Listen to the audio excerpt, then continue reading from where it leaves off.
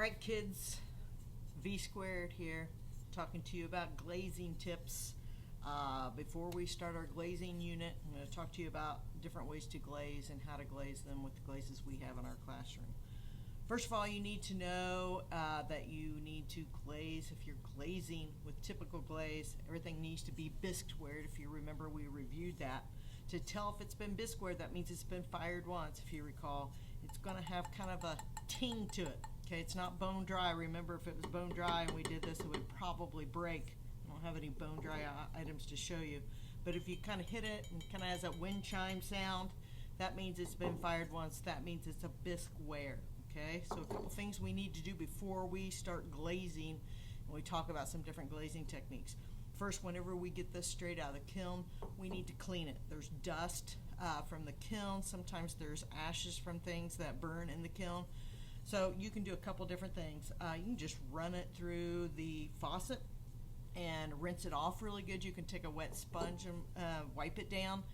But you want to get there's oils on your fingers that get on it, and then like I said, the dust and stuff. So rinse it off really good. It dries super quick. You'll notice that once you rinse it off, the water just kind of sucks into the bisque ware.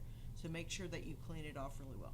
Another thing you need to know about glazing, right? Glazing, if you recall, is kind of a chemical process in the kiln. So the glaze melts and it kind of forms a glassy coat over the top of it. So when it melts onto the bisque ware. Well, we set these on what are called kiln shelves in the kiln. And if we glaze the bottom of the piece and place it on the kiln shelf, it's going to stick to the kiln shelf. So it's very important that you do not glaze the bottom of any of your pieces. If you do, I have to set them on stilts, which are these little prong things, but then it melts around those prong things on there, and then it gives you little pointy things on the bottom. So it's better just not to do it. If you do it, there's a couple different things that you can do. You can wipe it off, but to prevent from doing that, a couple things. You can paint around it, okay?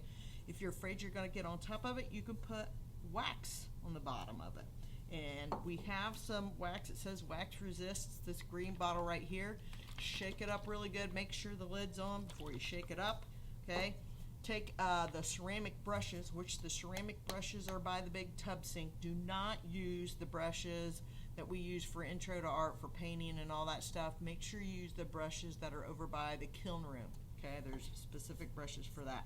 The other thing that's important, make sure immediately after you put this wax resist on, that you wash out that brush. If not, it's going to ruin that brush. Wash it out with soap. Okay, remember to scrub it in your hand and get it out really good. This is a different kind of wax, but you want to wax the bottom and you want to wax a little bit of the foot around. So really, I would take a little bit of a brush and go up around in here too, because the wax is going to drip a little bit, and sometimes if you put it on too thick, it may drip down even more. So we don't want just the flat surface. So if you have something like this that does not have a foot, okay, then you want to wax the bottom and go up maybe about 1/4 of an inch. All right. If you have something flat like this, like I said, you can glaze the back of it if you want it glazed, but then we have to put it on stilts. So talk to me if you think you want to glaze the bottom of a piece. All right. One other thing I forgot to explain to you: if you get wax somewhere where you don't want it, that's not a good thing. So you need to be careful when you put this wax resist on.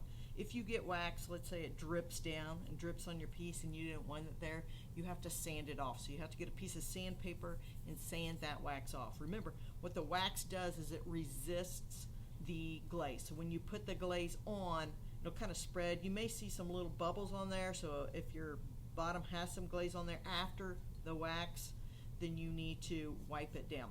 The wax resist does need to dry before you start glazing. That's another important piece too. Okay, so after you put this wax resist on, make sure it's dry before you start glazing.